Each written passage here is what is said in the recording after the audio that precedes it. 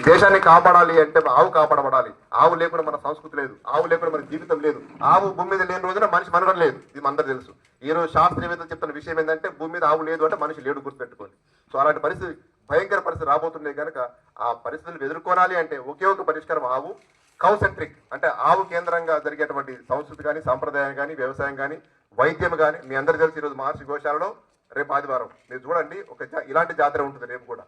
కాకపోతే పేషెంట్ల జాతర, క్యాన్సర్ పేషెంట్ల జాతర. క్యాన్సర్ పేషెంట్లు, కిడ్నీ ఫెయిల్ అయిన వాళ్ళు, పక్షవాతం అయిన వాళ్ళు, లివర్ మార్పిడి చేయాలి, లివర్ ట్రాన్స్ప్లాంట్ చేయాలి, డ్యామేజ్ అయింది 60 లక్షలు తెమ్మన్న వాళ్ళు. మీరు చూడండి ఎంతమంది ఉంటారు ఇక్కడ, ఎంతోమంది ఇక్కడ జాతర లాగా ఉంటారు. ఇక్కడనే సేమ్ ఇంత పెద్ద యజ్ఞం కాకపోయినా అరగంట హోమం చేస్తాము, తర్వాత గోపూజ చేస్తాము, క్లాస్ చేస్తాము. దేని కొరకంటే మన తినే తిండి వల్ల, మన వాతావరణ పరిస్థితుల వల్ల, మనం జీవన శైలి వల్ల ఈరోజు ఎన్నో రకాల రోగాలు మనం అనుభవిస్తా ఉన్నాం.